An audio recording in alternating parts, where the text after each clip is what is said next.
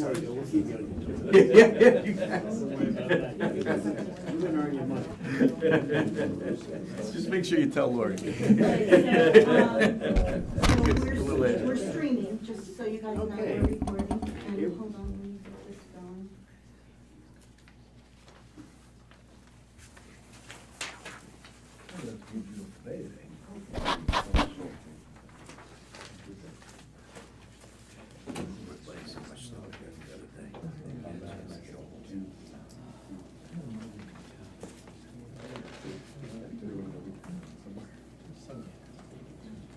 March 12th, 2024, planning board meeting.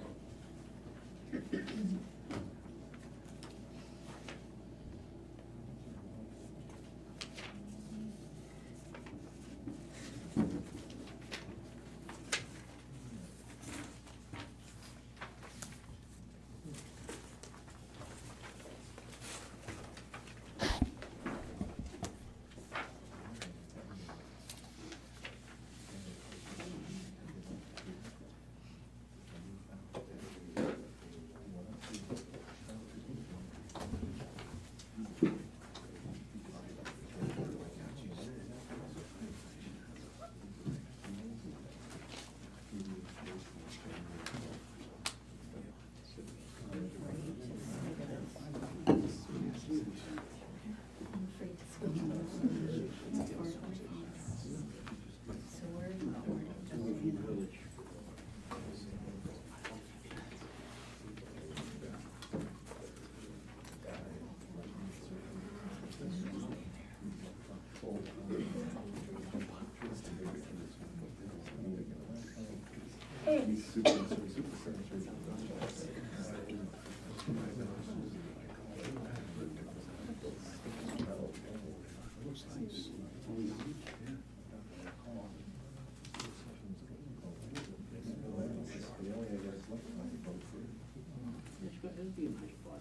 Yeah. Decent restaurant. I wanna know what they're doing in 146, what kind of restaurant that's gonna be. Yes.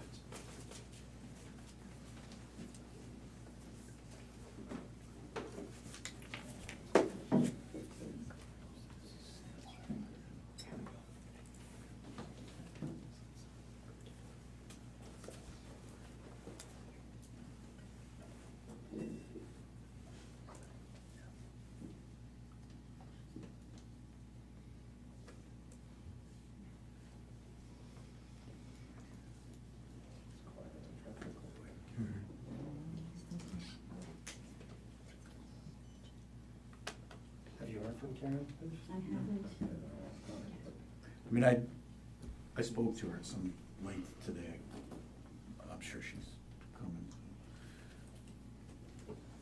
Yeah, got a lot of faces in here. We're just waiting for the planner to get here. We'll be here in a second. There she is, there she is.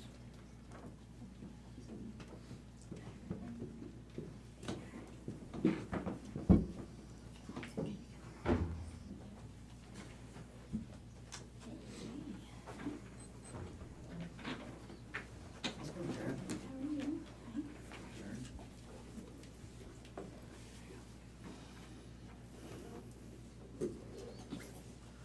All right, let's- It's 7 o'clock. All right, welcome everybody to the Tuesday, March 12th meeting, 2024 for the planning board. Get a roll call, Viv? Peter Pinelli, Here. Lou Musella, Here. Marie Lagori, here, Rob Pfister.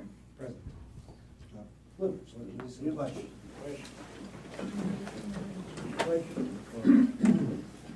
Pledge allegiance to the flag of the United States of America and to the republic for which it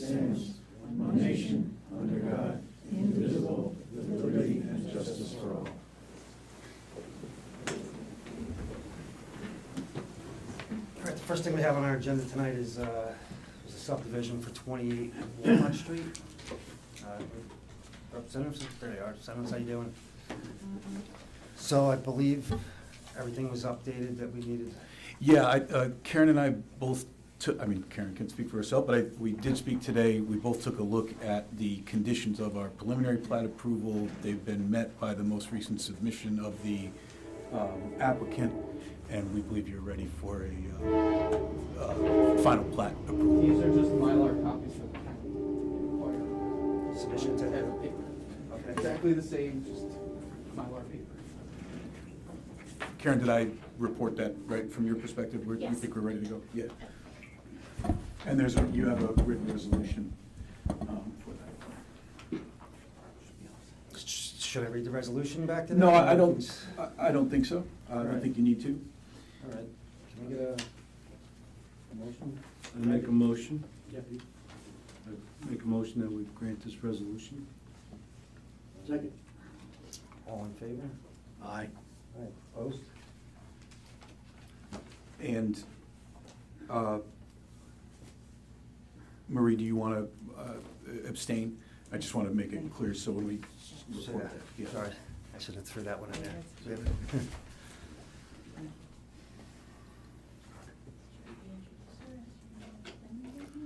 I guess not. We weren't here last meeting, even although we've met you. Well, hi, nice to meet you. Sorry, everybody. This is Maria. Because the last meeting got canceled, so. Oh, it did. The training session. We met her at, how do you pronounce your last name? Training session. Liguori? Liguori. Liguori. This is public. Everybody on the board? Maria Liguori. All right. It actually is good news from the point of view of the public and applicants. There were some vacancies on this, what is intended to be a 5-member board. 4 members makes it a little easier to do business, and that should be helpful for the public and applicants and for this board, so. If there's any village residents, Congratulations. Yeah. any village residents here that would like to fill one more vacant spot? Yes, and we do have a We have an vacancy, opening. so. All right, Senos. We'll sign the paperwork and get those filed. And Fantastic. sorry, I know it's been an arduous process, but thanks. Josh isn't here tonight, so in the morning I'll email this resolution to you and to Josh. And, it says the couple of things that need to be done that I'm sure you're familiar with in terms of filing the final plan. Perfect. Thank you. That Mylar copy that you have, are we gonna submit that to the county, or are you? No, they submit it. You submit it. We'll submit it, okay, so I can, We have to sign it, and Okay. as I said, there's a couple of things Okay. that'll have to be done by your consultants, but they'll be very familiar with it, and Okay. then you can. fantastic. Yeah. Thank you, everyone. Take care. Next on the agenda, Pawling Commons.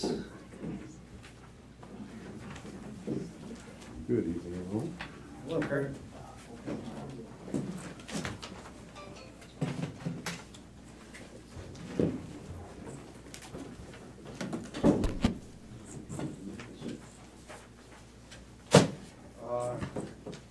Yeah, Okay, got that? Yeah.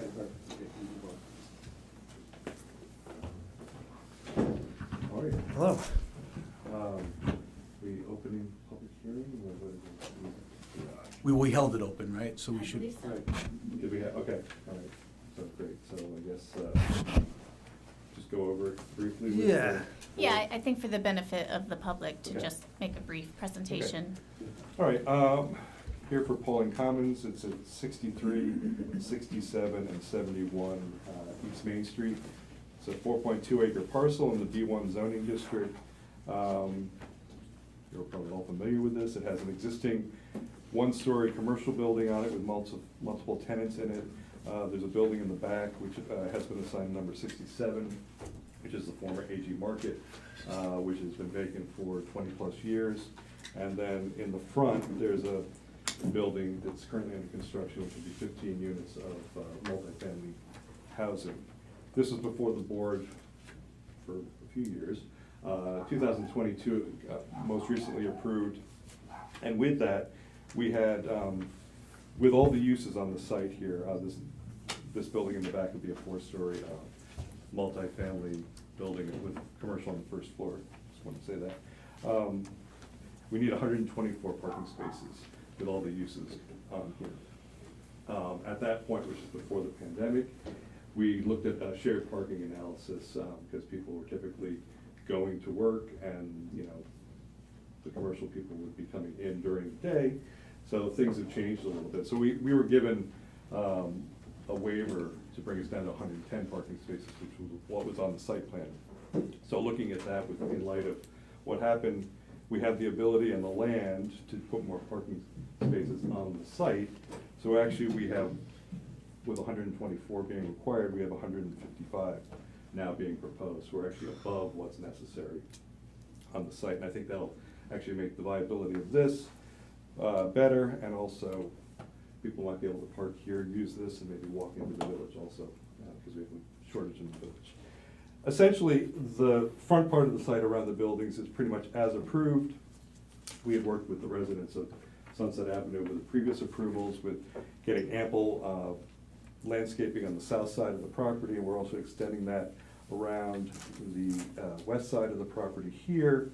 And basically, the big changes are we've got one-way traffic coming around the back of the building here, and we're expanding parking in this back corner and on the back of the existing commercial building, which is a very narrow driving aisle right now. So we're widening that out and actually putting parking along the back here. A lot of that will be used for employee parking for this building, so it kind of quadrants this off at here. And actually, it's better for fire service and safety circulating around this building and then exiting either here or here. Originally, when this was approved, we came around and you came through the pinch point between these two buildings, so that's been eliminated now, and you come around. We have a lighting plan which has been looked at, so we don't have really any off-site lighting. It's all been minimized, so it keeps it all on site, no off-site glare. We're working through, we're waiting to get something from the DEC about the bog draw, because all the village of Pawling is within bog draw review area, so we've been hounding them, but we didn't get the letter in time for tonight's meeting, so we'll keep pursuing that.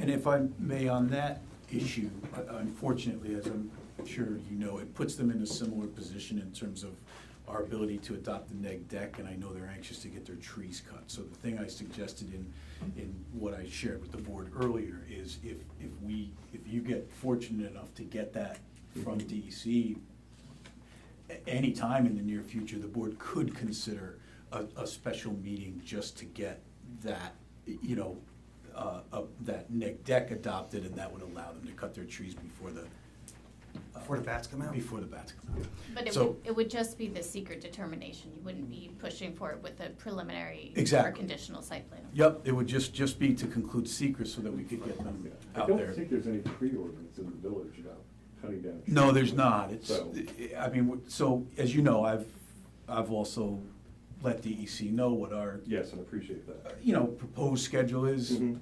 Nobody can really move them Yeah, I off their called dime, out but. several yeah. messages to various people today, could not get anyone on Yeah. the phone, so. Kurt, I got a question on that. Yes. If I remember right, the last time you were here, you said you can only cut those trees at a certain time of the year now? Yes, up until the end of this month. Okay. Yeah, that's So their that's- problem. That's why I'm that's our saying crunch. that. That's why I wanted to bring it out. Yeah, right. So if you get fortunate, we may be able to just convene something quickly and help them out with that. I do want to mention, because I know it's been an issue on this also, and Evan from Insight could probably speak more to this, but when this was approved in 2022, there was no real expansion of impervious surfaces, or it was all within existing developed area. So basically, it was sheet flow across this parking lot down onto East Main Street. Now, with the increased impervious and disturbance on the site, it kicks us into doing stormwater management. So actually, what we're getting with this proposal is better stormwater management from what would have been done with the 2022 approval. So we have a storage area back here underground, so it retains some of the water here. We have water quality devices through the site here that really treat things before they get let off site into the existing drainage system on East Main Street. We've been getting some letters that some of the drains got clogged there Mhm. and caused some flooding Yeah. next door. Are there curbs along the south side? There will be curbs here, there are none now. Right. But, because that's kind of like torn up down through there. So Right. there will be a standard curb along that side. All right, That'll help direct sure. drainage.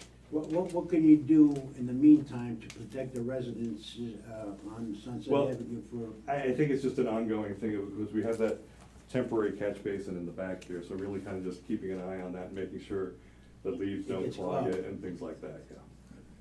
So, yeah, we'll just keep an ongoing thing. I mean, I've gone back there a couple times myself and just kind of keep the leaves off of it, just, we've had a lot of rain. We could also potentially consider if and when this were to be approved, you could consider a condition that requires going out there, sort of monitoring. Yeah, that'll actually, that will no longer be there with the improvements that'll be on the site. That's just a thing that's going on. Right, no, now. I So, understand. Yeah, I mean, if there's a maintenance. But sort of a agreement or regular something- maintenance or Of course. inspection Yeah, I think there's provision. probably one built into Yeah, and the. just speak on that, as part of the general permit and closing out the stormwater, Right. we actually have to do a maintenance agreement. I'm sure that's true, so I just wanted to say for the sake of the public and the board, we could highlight it in the Capture it approval, somewhere. so. Last time I asked you about water going to the property, Mhm. do you have enough water to go to the property? We have, right as it stands right now, we have enough water for potable water and fire flow for this building. Right. We have enough for potable water here. We do not have enough for fire flow. So we're gonna be required, the way the water is right now, to put a tank in the basement of this building to assist in the fire flow. Now, how big of a tank is it gonna be? Don't know right now, it could be 20,000 And the reason why I gallons. ask that, how is it replenished? If it needs to be replenished? I'm sure it just holds on to the water. I mean, hopefully you don't have a fire, the whole sprinklers go off. I know that, I mean, Right, I mean- that's what it's there for, correct? Yes. In the event there's a fire? Correct, because there's That enough for would be- potable, if you're and it taking would- your showers and everything in that building, we're fine, but it'll be kept full Right, until it's called upon, and then I so in the guess. event, if there's a fire, the sprinkler system would feed off of that tank? There is some flow in the system that would be augmented by the flow or the water held in the tank, so a combination of the two would be Oh, brought okay. together, Oh, so. okay. It's not all the tank, Oh, I it's just thought that, that that was- that's adds what I to was the told. system, Okay. yes. Why do we have to have a tank in the basement? Because we need the water. to I know plug- that, well, why can't the tank be on the roof or be outside? Yeah, Oh, that hasn't been designed yet, but I mean, in the basement seems to make. And how are you most gonna sense. propose to get the water out of that tank in the basement? Yeah, honestly, I don't know right now, it hasn't been designed, that part of it. We haven't designed that building yet. And we're just kind of getting this information from the village with the water flow that we have, Gotcha. so. Now, question, the other building on the right, that's got a fire flow system in it now already, correct? It has, building is fully sprinkled, yes. Yes. Yes. That's fed off the main that's going into the property now? Correct. And that'll be fed off the same main that you're bringing in, take care of the two new buildings? I believe it's a separate water line that comes in for this. This one has its own water line, this I believe has its own water line. And I know 67, because I was reading this guy. This is gonna branch off of this one. Alright. That's gonna branch off the main feed, that's gonna, yeah, okay. But I ain't responded to that in a while.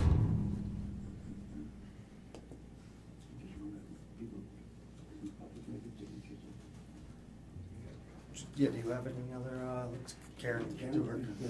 I was gonna say, I think it's time to hear the public comments, and then, potentially we can have Kurt and the engineer respond to some of those comments to the extent they are prepared to today, and go from there.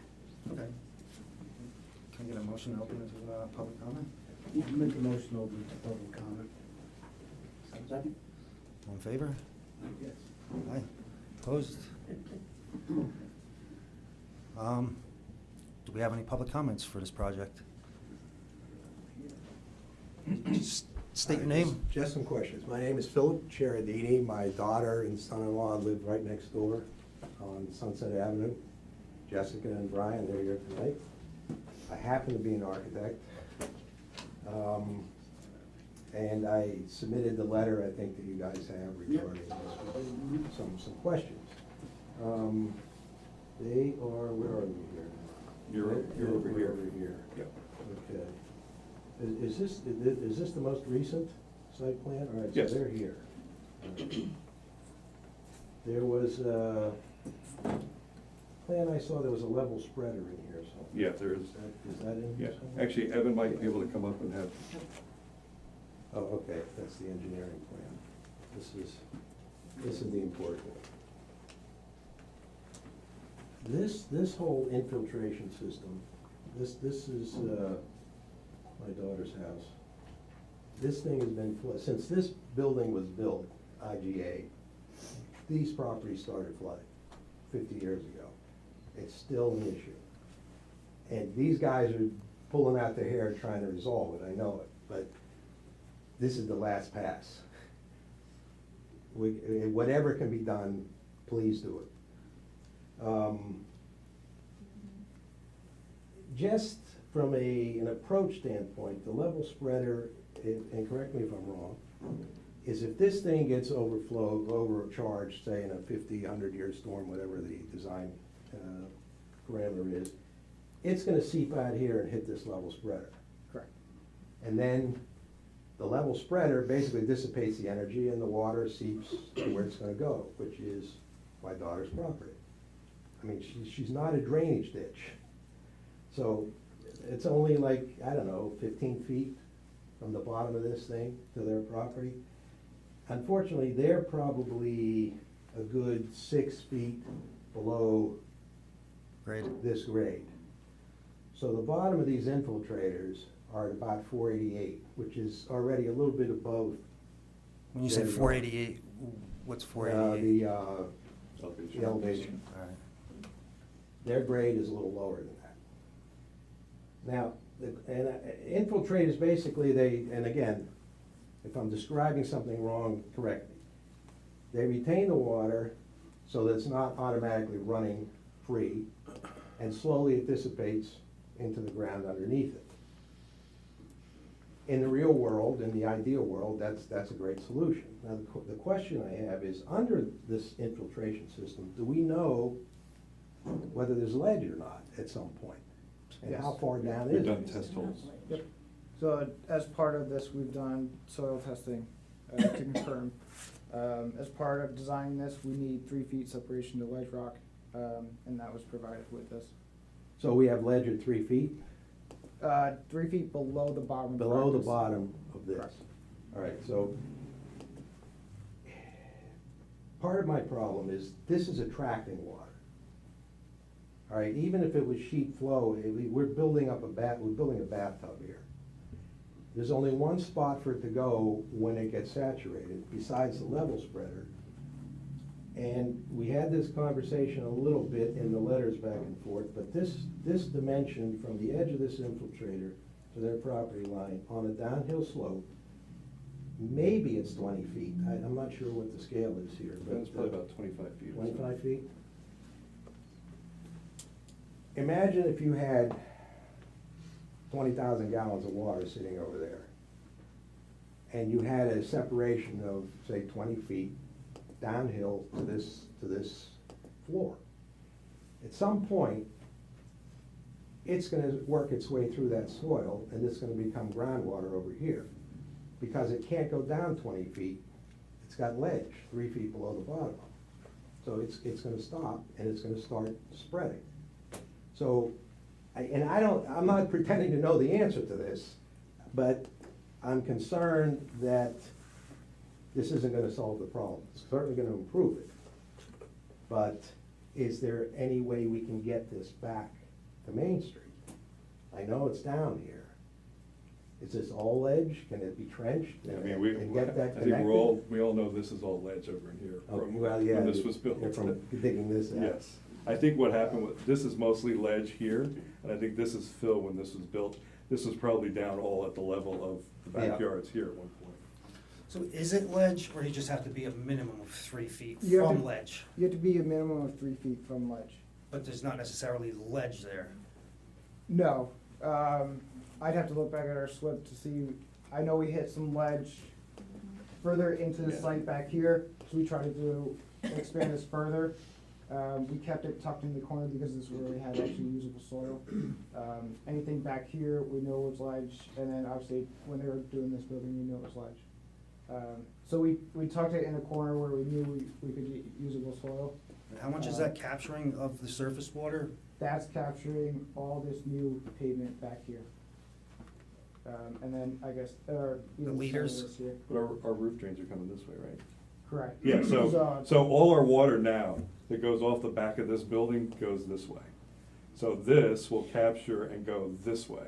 So all this area, So the surface water of this building goes correct. that way. Well, that's a big. So this is just the new impervious area, like Evan is saying, back in here, Mhm. will be captured by this. So all this will come forward though. And just to extend it, just as much as we have to analyze here and not cause an impact to their properties, we also can't push everything to East Main Street. We can't cause this to have capacity issues as well. It's existing drainage, we can't add more water to it.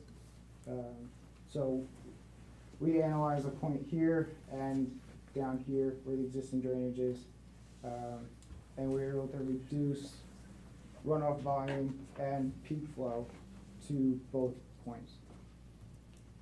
So what you're saying is that under this infiltration system, there might be soil that can percolate and absorb this. There's at least 3 feet. Beyond Well, that, it. That's the we're not- question. What's beyond 3 feet? Is it ledge or is it something we I didn't- guess that's an open yeah, question, maybe we you can didn't do address. testing that deep. Oh, you didn't go that deep, so we don't know. No, but we did test holes So- there. We know where, we dug like 14 feet down here. Ah, well, Yeah. that's, I think went down quite a ways back That's what I wanna here. hear. And this grade is actually coming up in this back corner. Right. So we're adding, So the ledge is, yes, is it kind rise. of goes down through here. And this grade in the back is actually gonna be brought up, so there's actually gonna be more fill in this area here. So we get that low depression out of this back corner. all right, there's something I just saw that I didn't see before. There's some sort of, maybe you can explain this to me. This is a ready rock retaining wall. What is it, a prefabbed, some kind of Yes. prefab block, and Yeah. you fill it as you go? Yeah. And it steps back a little bit. Will it retain water? Will that act as a dam and prevent water from coming? Well, we actually have a off? curve here. We have a 6-inch curve that goes along this whole Right. thing Well, here. Where, So where does that go? That runs all the way down and? Correct. Yep. So all the new parking lot is curved. Is there any way to get that curve to be about 12 inches? Typically, they are 18 inches, so you have 6 inches above. Right, your I know finished typical, building. but this is a very egregious property line. There's been trouble here for 50 years. If it has to be 12 inches, make it 12 inches. I mean, it's not a big deal. we can look at that. Okay. Going back to pushing all of the flow to East Main Street, is that something that you all considered at one point? And you did the analysis and determined that it couldn't take it based on the capacity of the pipes? Or Correct. We would be increasing the peak flow to the front, Mhm. which is, we have to show a decrease in the post-development to meet the design requirements. So, right, we did look at pushing more, but if you look at our slope, we're pretty much equal from pre to post-development going that way. Okay. Is there any way to put some kind of safety check or some kind of future buy-in that if this doesn't work, if they're still flooded in certain storm events, that there's some sort of recourse built into the approval? They're gonna have to hire attorneys and they're Yeah, gonna I have to get think- into a whole big thing. As we just mentioned, there's a monitoring requirement in any event. And they're going to meet, well, I assume they're going to meet standards, right? Yes. Beyond that, and I can't speak entirely, I'm the attorney, by the way, for the board, so I can't speak entirely for what your daughter might do or what might be available to them, but, you know, if there's impacts to that property based on any kind of, you know, trespass or something of water, then Of it would water. be something they could look into. But you know, again, that sort of obligation to And monitor. typically with the maintenance agreements, right, if the property owner fails to perform the maintenance as required, or the system doesn't perform as designed, the town has, or village has the right to come on site and do the Right. maintenance and take over, Right, responsibility. right. And that'll be part of the approvals. Part of the We'll have the approval. right to step in. And just to clarify, I'm here whining about a very specific issue. I think it's a good project in general. And you're not whining, this is what the program. You know, but process is for. it's just been, since the day they bought this property, this has been a huge issue. Mhm. And it's greatly improved from just putting that catch basin in, or whatever it was that Yeah. you did temporarily. But it still occurs every now and then with the larger events. And I'm just hoping that this really resolves it as much as possible.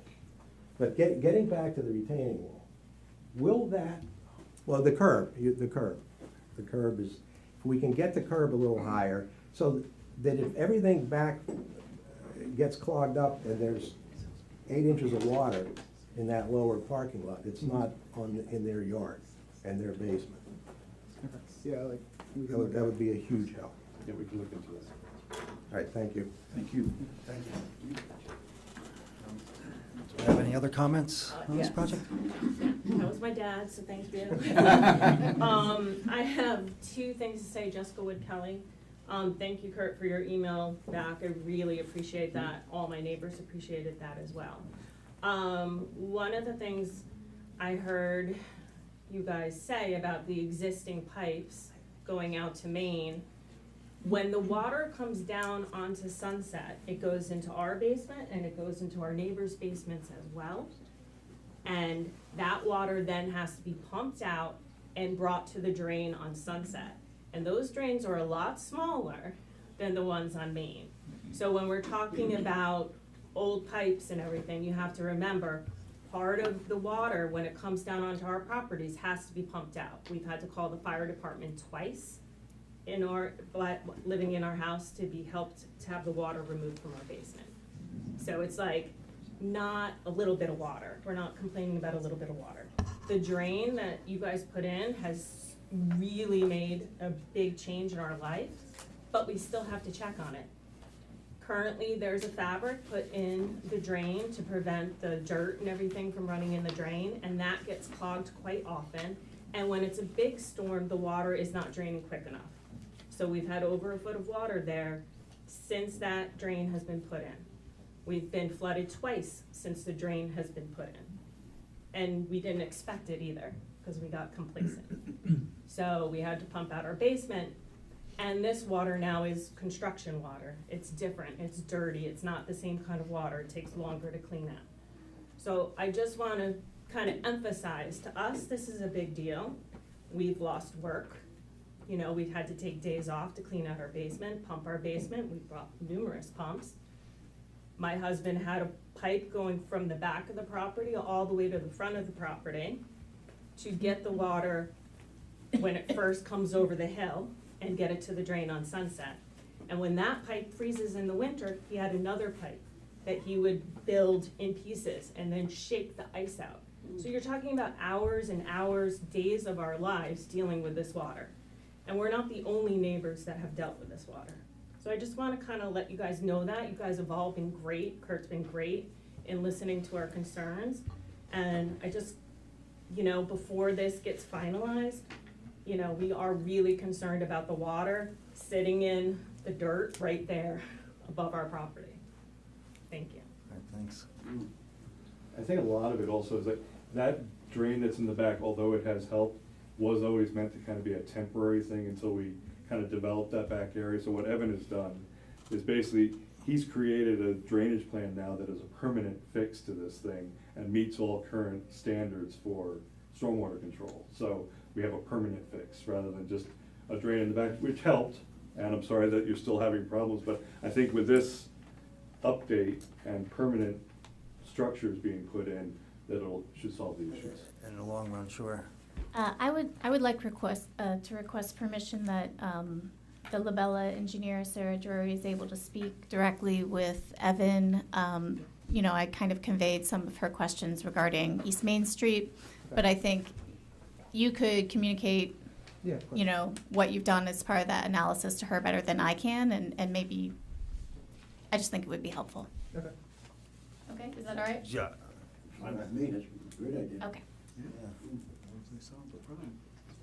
Are So there, in the meantime, now I can, you know, I feel sorry for the people on Sunset. I mean, that's gotta be a nightmare.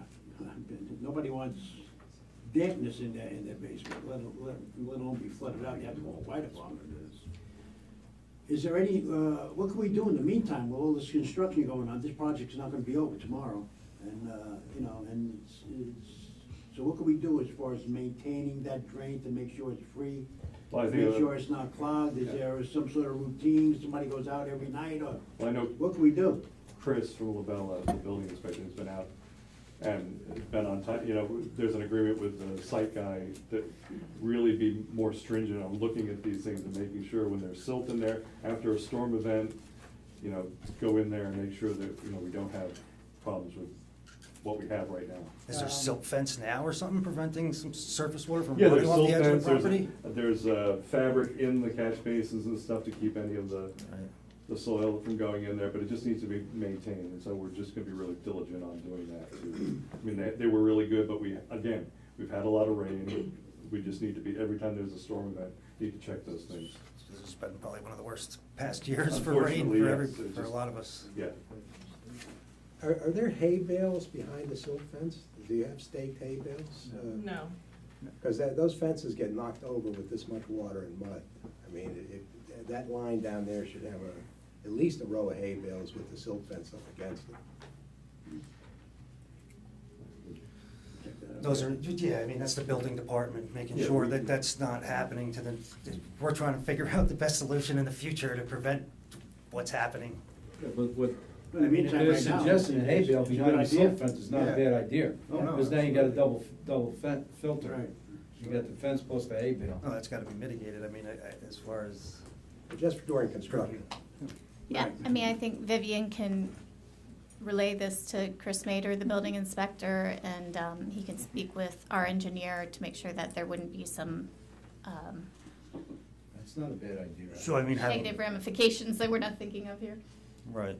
So as part of that is the site plan review, should there be some more stringent mitigation, like language or procedures they should be going through before they start the back building, and then this kind of happens again? I'm not sure I know what you mean. Like, as part of the site plan, is there supposed to be language in there for mitigation during construction for certain things? I mean, erosion and sediment control is a requirement of New York State.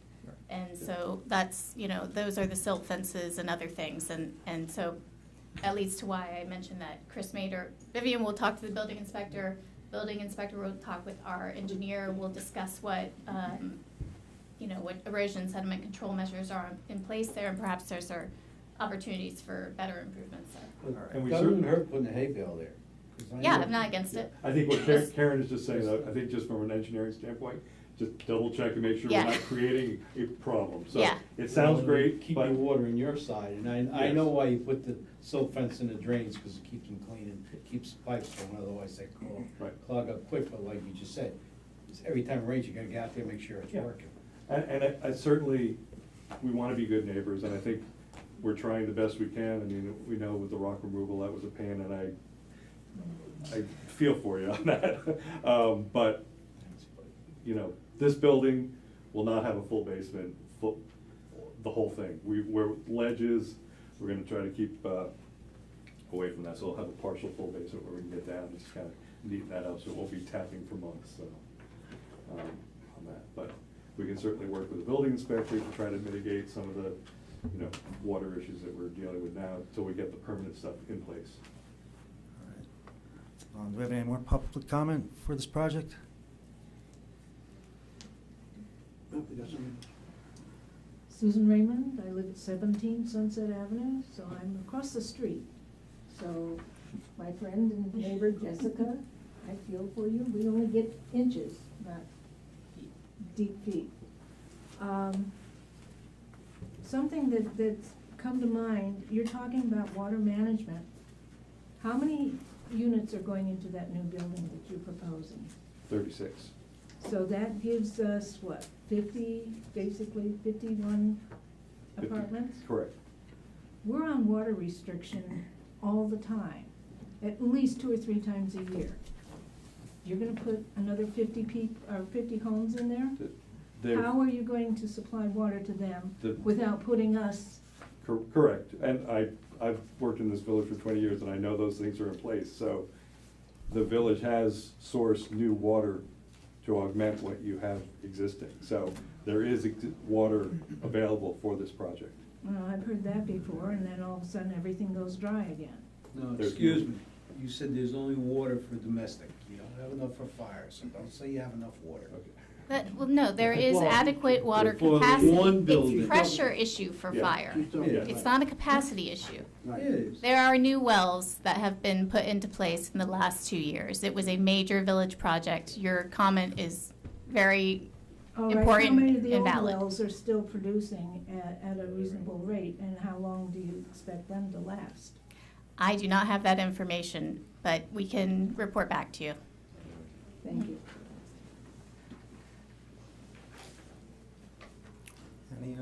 Any other comment?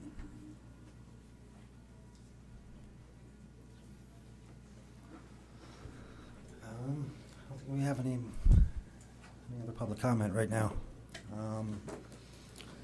You could consider closing the public hearing. It's been open a few times, but that's up to the board. And you've certainly got substantial comments to address. That's at your discretion. You could decide to do that or keep it open.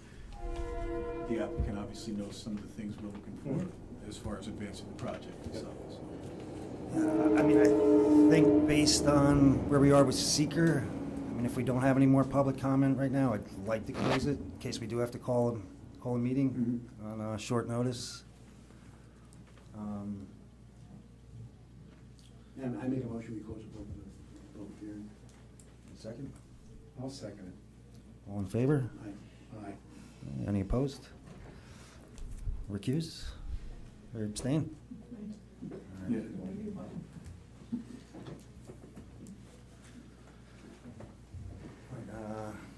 Karen, do you have any more comments for Kurt as far as?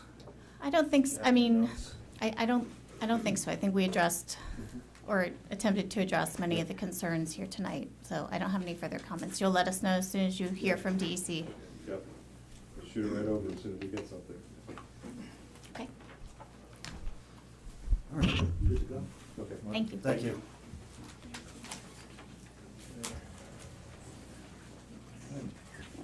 Next on the agenda, we have Kingdom Hall. Site plan application.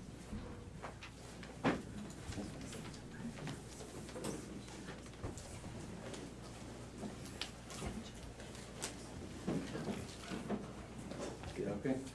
Hi, how are you? And similar to the previous applicant, with this being a public hearing, we want a little recap. Yeah, that'd be great. Okay. So, our existing Kingdom Hall located at 568 New York 22, Pawling, New York, built in 1995, is a 2-level building.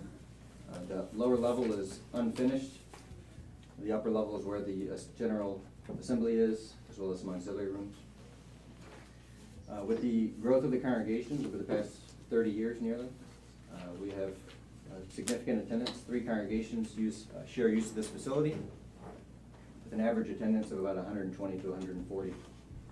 And so with our project proposal, what we're looking to do is expand the use of the existing parking lot by providing 5 parking spaces, just to improve a little bit of circulation and just some constraints with available parking on site.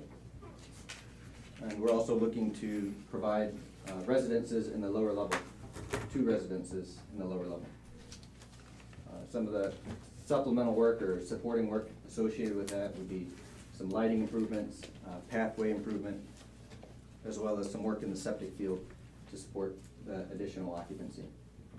So we also would be increasing the assembly on the upper level from 176 seats to 200 seats. We do have special meetings throughout the year that does increase the attendance from that 120 to 140 range, and it certainly can get pretty high. So we want to make sure there's enough space for that.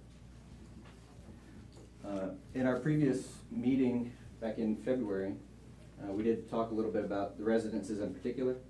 And so just thought it'd be beneficial to share just a little bit about who would be living in the residences, because I know that was a big point of concern, as well as whether this would be an uncommon arrangement. I think that was also something that was kind of discussed. So just to kind of provide some insight on how we would occupy the residences. The majority of congregation members support themselves secularly. They work and they attend the congregation meetings, have their own ministry and things of that sort. But there are some who work full-time in behalf of the congregation, and they do not work secularly. So they get supported by the congregations, by housing, by food, other support, so that they can care for their specific ministry, their specific assignment within the congregation. So some of those assignments are shepherding congregations, visiting and encouraging congregations. Some of them are construction related, lending their skills to support construction projects, renovation projects. And there's some other similar type assignments that could exist. But to be available for that type of assignment, to be full-time, there are a degree of lifestyle adjustments that ones make themselves so that they can be more involved. So often these are single ones or couples who do not have kids. And so they have a little bit more time to focus on supporting congregation arrangements. So there's no real pets, no kids, a lot of the additional things that come with a typical, we can say, family life. Those are not often part of the lifestyle of those who are in full-time ministry. So these would be the ones that would occupy the residences at the Kingdom Hall. So in the case of Pawling specific, the two residences would be occupied by either two single people, a single person in one residence and a single person in the other residence, or it could be two couples, a couple in one residence and a couple in the other residence. And their assignment would depend on, basically what their skill set is, or what they've been asked to do. So that's basically how it would be used. It's not uncommon for this to take place. You mentioned, Lou, last time that you called around and asked about some of these Kingdom Halls that may do this. Yes. So just down the road in Brewster, there is a residence in the lower level of that Kingdom Hall, and it's occupied by a couple. In Hopewell Junction, there is a single person who occupies a residence attached to the Kingdom Hall. In Ossining, New York, there's a single person. White Plains, New York, there's a couple. And throughout New York, we have 40 Kingdom Halls that have attached residences to the Kingdom Hall. Throughout the United States, we have 572, and that's attached to Kingdom Halls.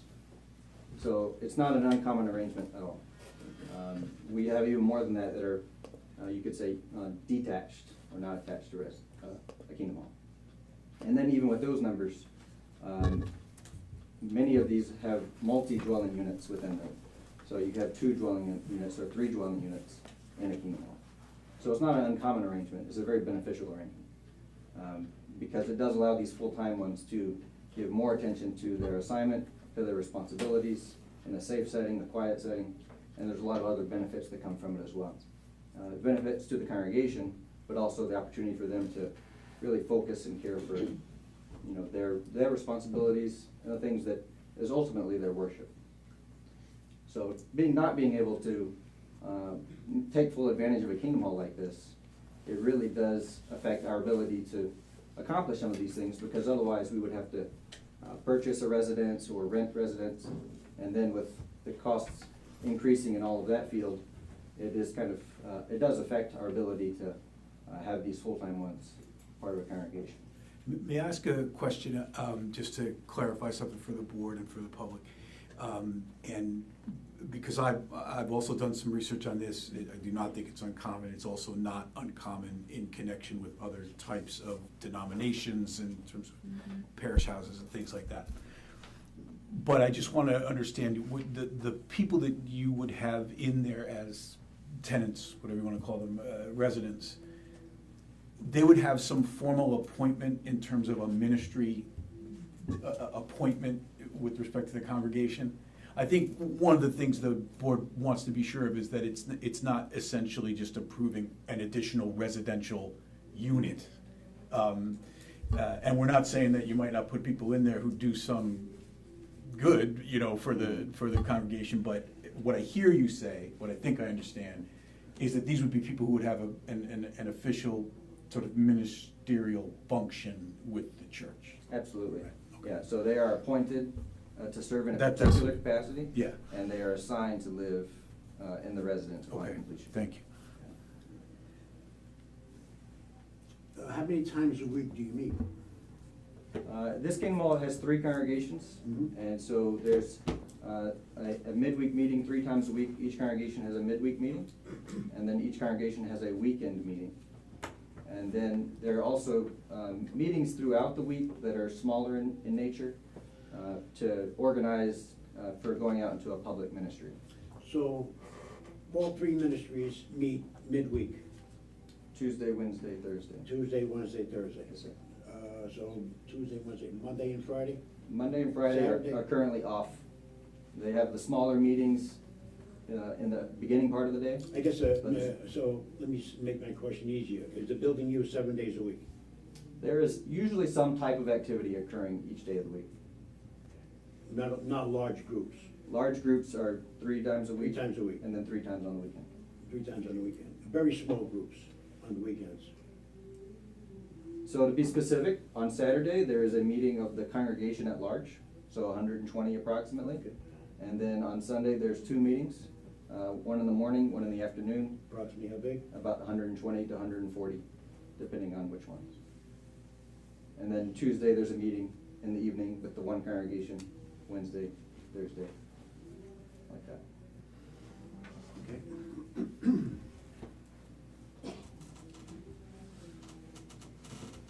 Karen, did you have any, open for public comment? I'm gonna ask Joe a question. Yeah. Joe, I remember the application, there was an original special use permit given back in 1995. Right. And this application, they want to amend that. Now, how can we amend something that doesn't exist? That special use permit was closed. Correct? How does it? What do you mean does the closed? special use permit stay open for all perpetuity, or?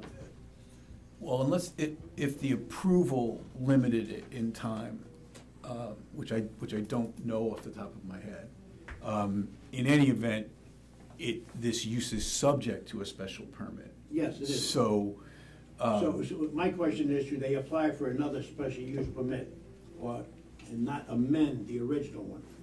It's essentially the same thing. It's the same Yeah. thing? Yeah, it's like if you come in for amended site plan approval, it's essentially the same. right, the review process wouldn't be different, and the Right. approval would be a new, Be a new site, or a new it special would be a use new permit? special use permit in any event. It would update and revise that special use permit. I don't even think there's a different application, really, right? I don't think so. No. Yeah, I mean, it's a good point, but I think you're okay procedurally Okay. here.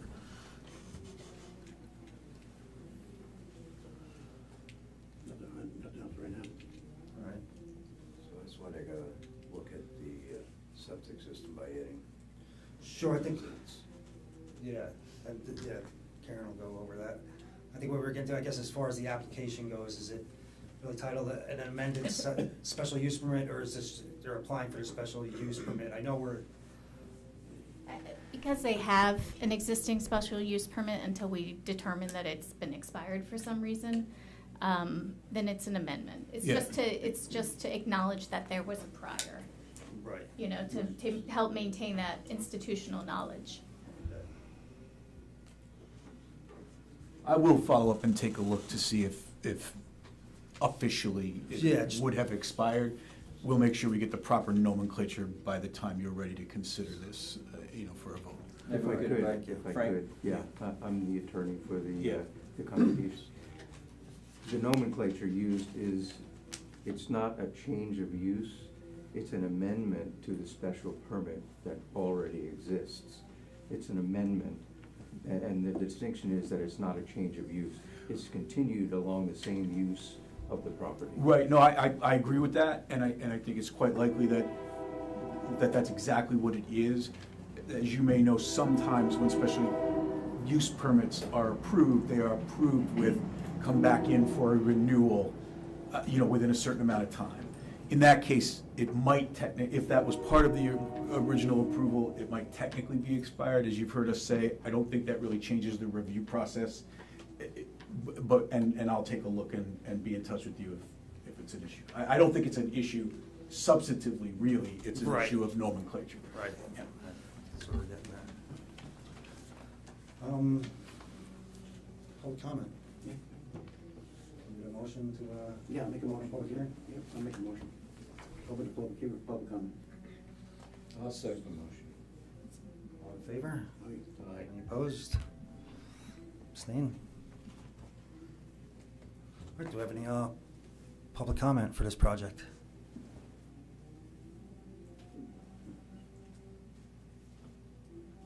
I'll make a motion that we close. That was it? Gary? I think while we're waiting to hear back from the DEC on, their, Septic system? on the bog turtles, and then also the DOH on the public water supply permit, and any concerns about the septic system from DEC or DOH, it would be best to keep the public hearing open. Yeah, I think there's enough, it's okay. I mean, it's a reasonable thing to consider. I think there's enough open issues here to keep it open. Yeah. We're gonna leave the public comment section of the septic cave open for now. Okay. I don't think that didn't go to a vote, right? No. Fully? No. All right. No. All right. Could I ask a question about that procedurally, though? Yes, please. If the public comments remain open, or if that remains open, and we need to have another public setting, is that another mailer situation where? or No, that- what would, I mean, it's a good, thank you for asking. What we're doing is we're holding open the public hearing. So your public hearing is essentially continued. So your Okay. notice provisions, that you've already complied with will apply to this. If we closed it and wanted to reopen it, you'd be in that position. That's why we're just leaving it open. So it's not just for public comment.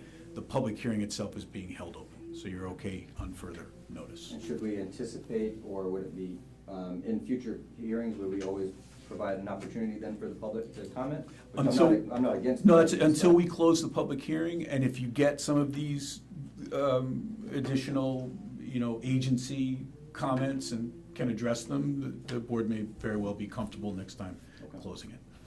It's just that some of those comments you might get from agencies may spur additional public comment, and so we just want to leave it open.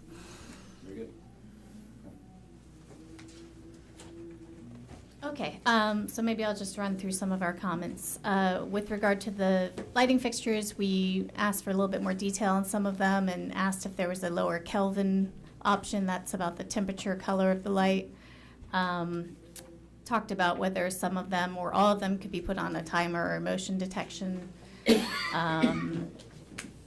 We're gonna look at the water demand and wastewater generation, or maybe maybe our engineer already did.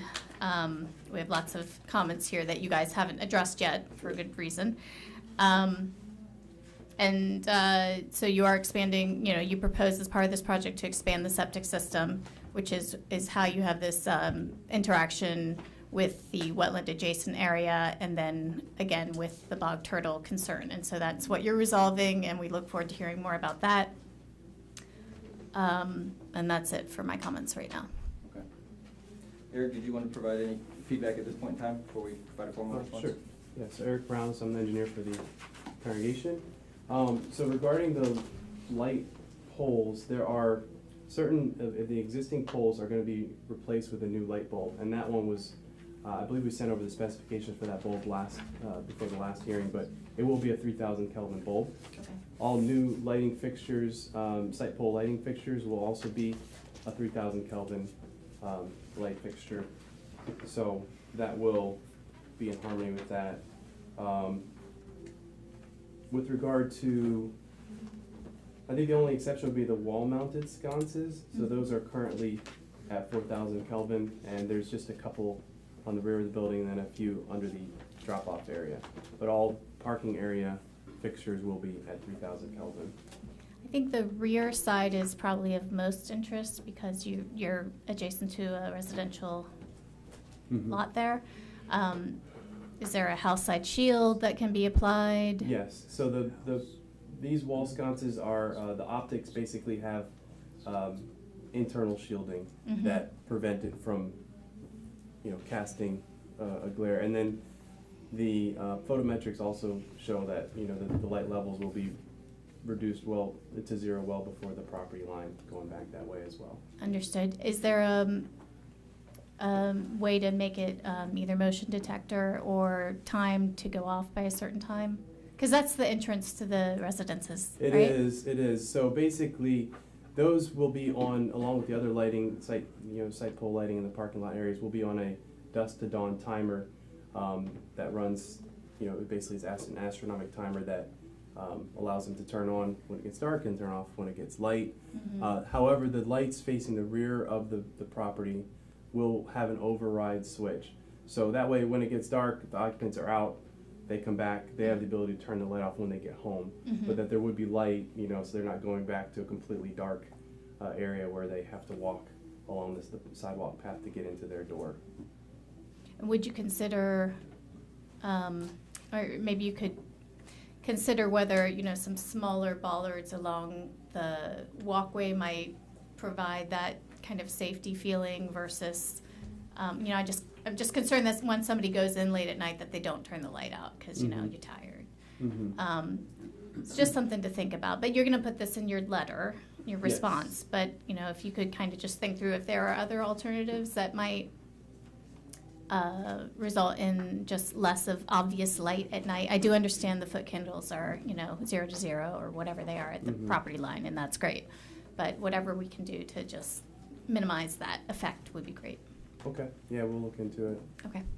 And then the other comment, I think, regarding, let's see, I forget what the first item you mentioned. Oh, okay. So regarding those are the lighting fixtures. We also will be sending in a specification for that, so you can see a little bit more about what those are. They're downward facing, internally shielded, and 4,000 Kelvin. There was one comment from the EIT on the actual calculation that was used for wastewater production. Yep. So we just did want to comment on that. So an assembly hall is listed at 5 gallons per day per seat. However, this is basically a church, and so for the auditorium portion of the building, that is 3 gallons per day per seat. And with low flow fixtures, you are allowed a 20% reduction in the sewage flow that's produced. So rather than a 3.0 gallons per day per seat, it's actually 2.4, and that's the number that we used in our calculation. So we'll provide a just nice provide little, your methodology. Yeah, Yep. a sheet that explains that. Okay. I think those were the main comments, unless there's anything else specifically you'd like us to comment on. Not at this time. Okay. Thank you.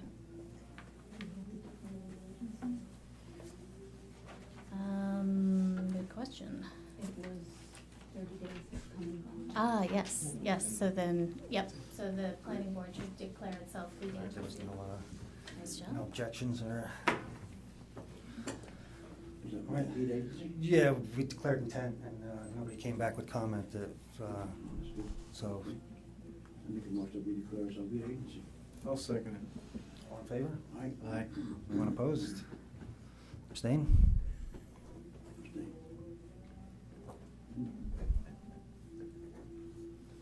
So then a question, with the village being the lead agency, and in order to keep everybody apprised of the process regarding reaching out to DEC, DEP, and all of the other ones, should we copy Vivian as on these correspondences, or what's the preferred pathway? That would be best, and then she can share it with us. Okay, Yep, very good. thank you. All right. All right, yeah, we'll wait for your responses from whatever other agencies you're waiting for responses from, and, yeah, just reflect the answers to Karen's comments on either the site plan or wherever it needs to be Very good. for Karen to review it. Thank you. Thank you. Thanks, guys. Appreciate it.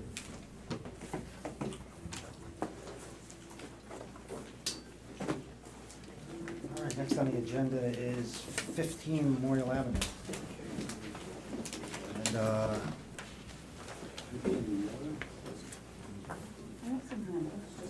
Sure. Thank you. yeah, you can get it there. Thanks.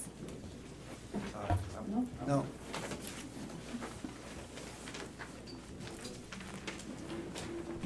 right, before we get started on this application, I've done some work for the applicant in the past and felt it's better if I recused myself on this matter, considering this application, so I'm gonna leave it till Lou's gonna be, I'll be the chair. Well, thanks very much. sure.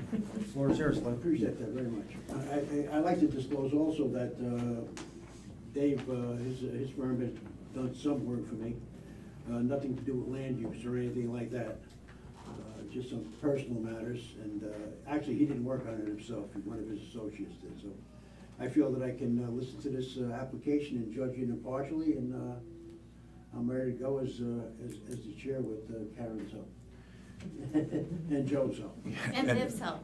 Yeah, and thank you both, and I will also say with Marie's help, because with the recusal of the chair, in order to carry anything on this application, we would need 3 votes. So this is one where I would just get yourself up to speed. We're not voting on anything tonight, but I would definitely get yourself up to speed on this. And ask me any questions as we go along, I'm gonna step out for the whole application. There you go. Okay. No. Okay. Now's a good time, though. So we have an application in front of us, 15 Memorial Avenue, correct? Yeah. And originally, the application that we did have in front of us was an incorporation of 115, Dan, correct? So this is this is a brand-new application? Just 15 Well, we had by submitted, itself? it individually originally, so I Okay. think it's. we Well, just then that was my withdrew. mistake We- originally. Well, not really, because we did consolidate it at the request of the village, but we did have that standalone application. Okay, so right now, we're just gonna be talking about 15 Memorial Avenue. Yes, Perfect. I'll turn it over to you to give Okay. us a rundown on what you have planned. thank you. I'm Mary Langen, I'm a principal with O'Neill Langen Architects. All right. Very well, thank you. So, we are planning to change the use of 15 Memorial. It's currently a residential use, and we would propose to make it into a hotel. It's a as-of-right use in the B1 zone. The building was built in 1898.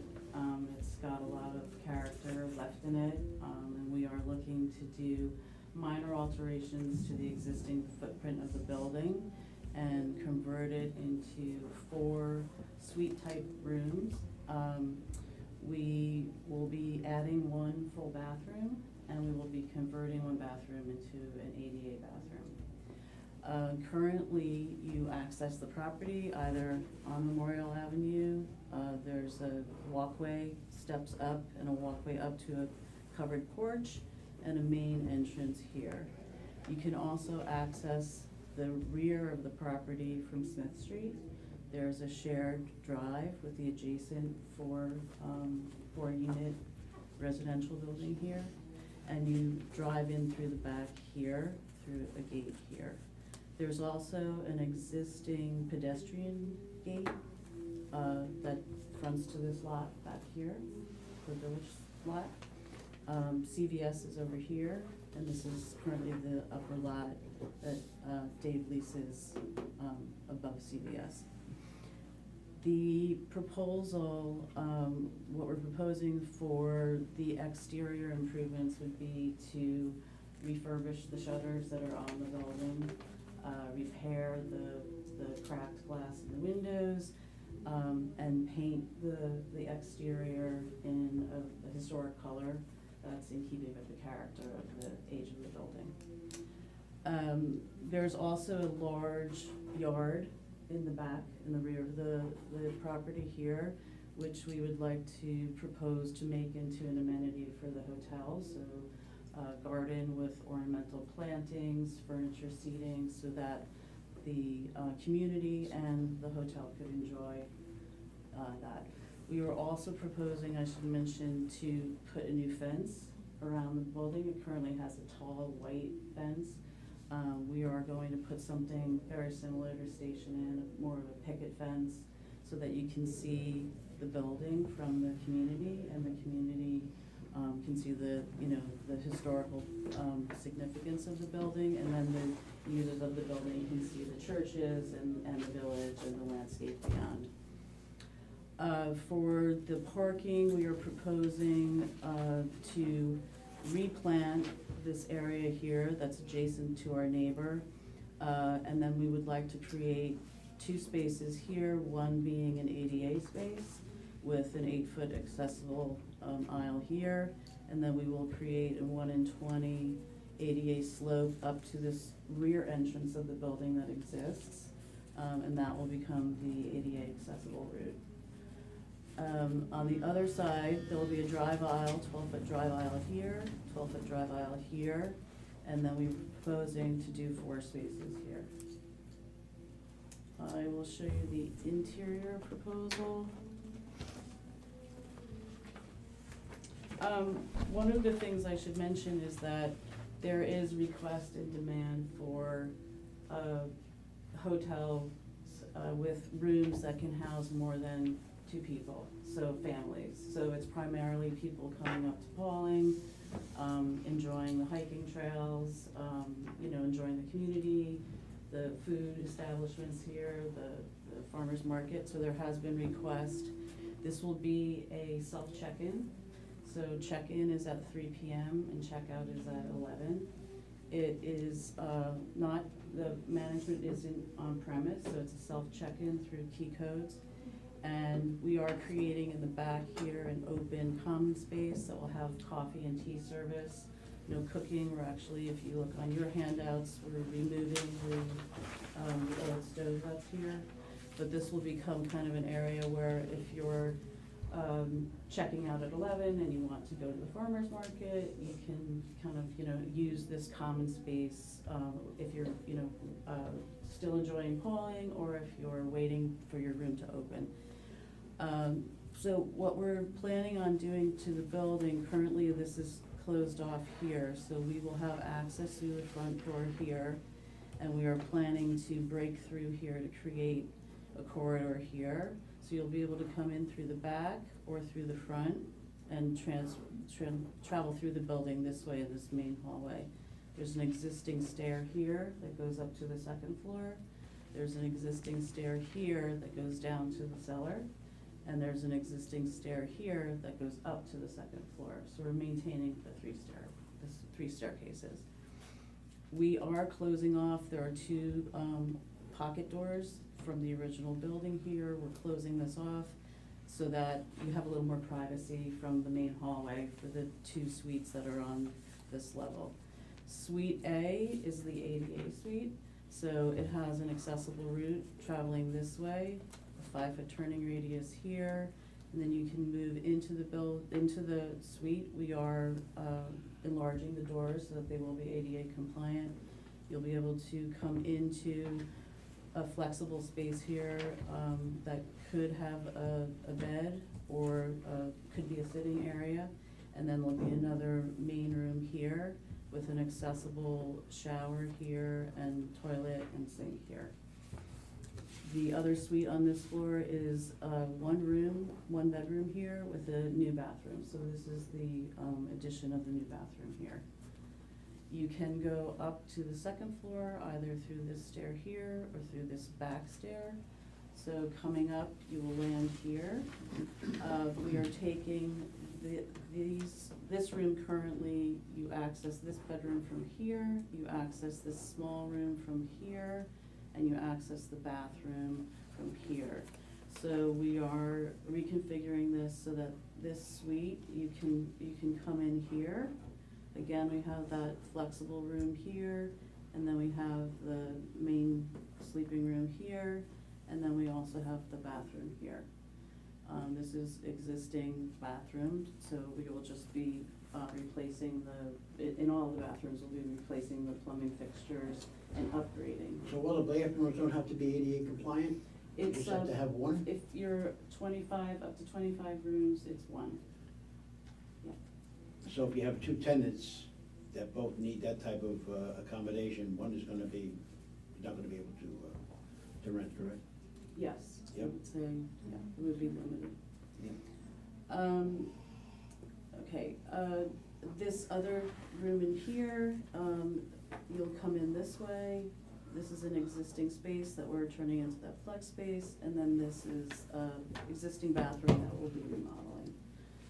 So we're really, augmenting the interior of the building. It will be much more traditional in feel than Station Inn, but we really feel like this will be a beautiful piece of the community. So there is a third floor. The access to it is here. There's no plan for that at this time. We will also be adding sprinklers in the building. And I think I will let Adam take you through the rest of the presentation. Sure.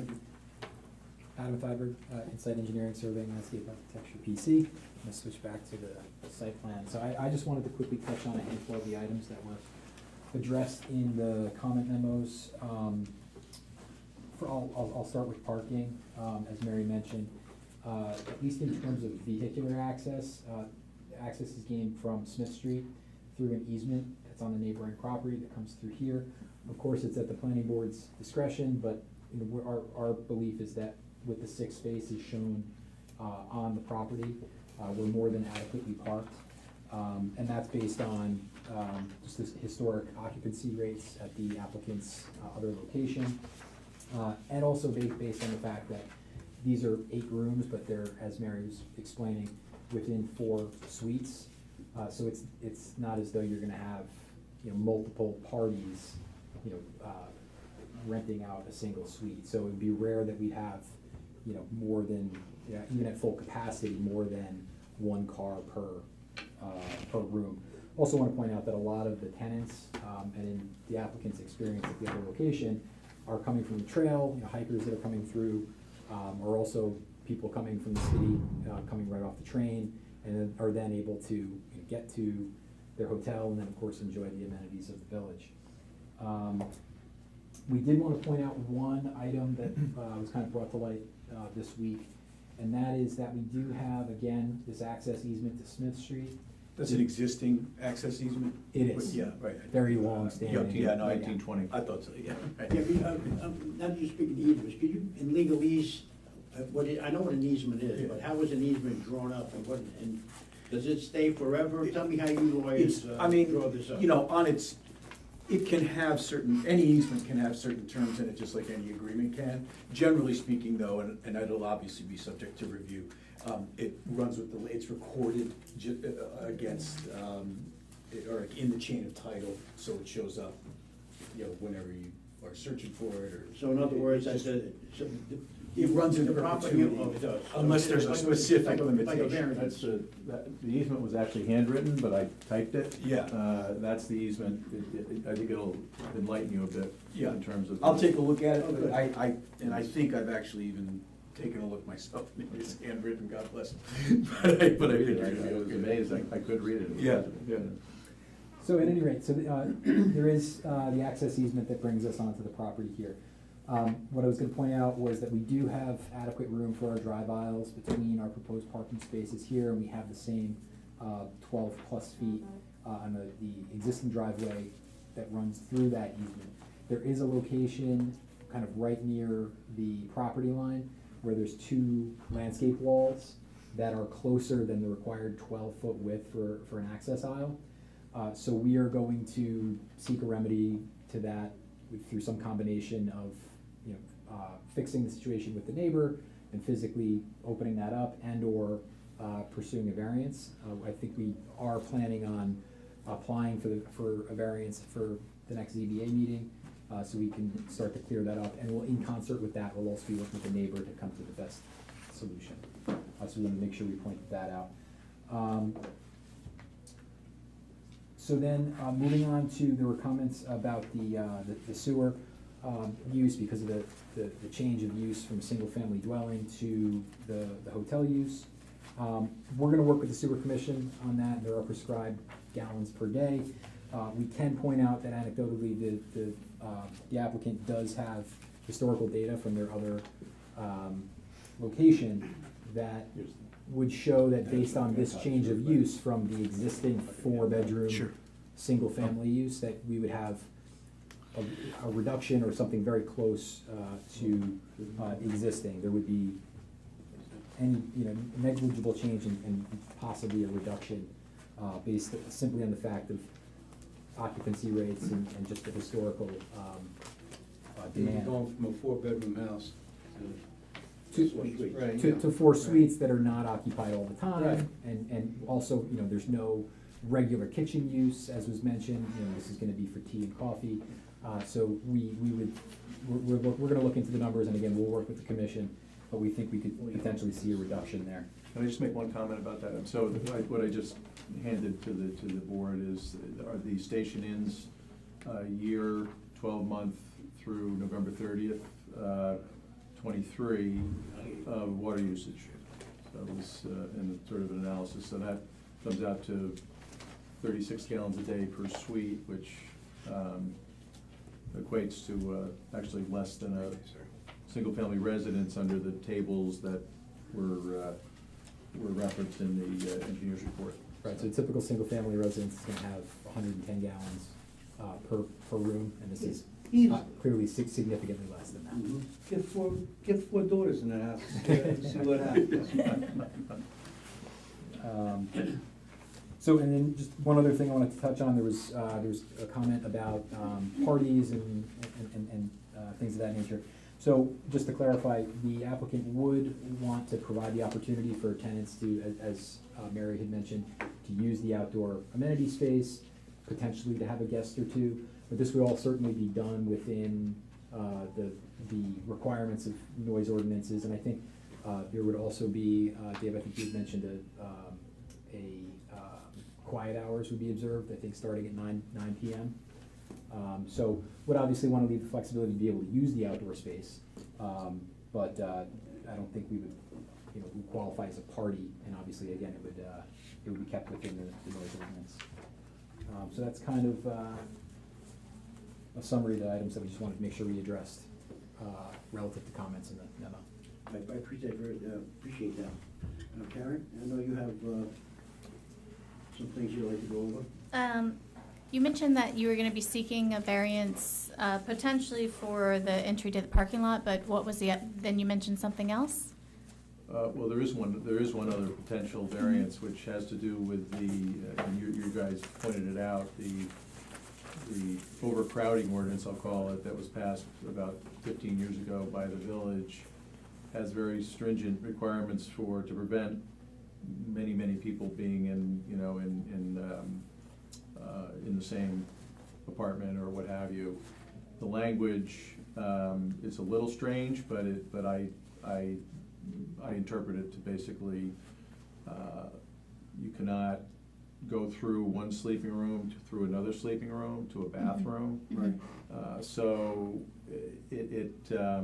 we'll do one of two things. We'll either eliminate the sleeping in the room. The bigger rooms are the ones on the outside, so they'll have to, and those are gonna be the bedrooms. So those will go through the smaller room, and that'll be a sitting room, or we'll seek a variance for that. And we think that, the language of the statute actually provides for a variance where the intent of where what the person is doing doesn't go against the intent of the statute, which is to prevent overcrowding and disease. And these are very sparsely populated. That's probably not the right word, but they're, so we feel we have a good position to get a variance. But if we don't get it, we'll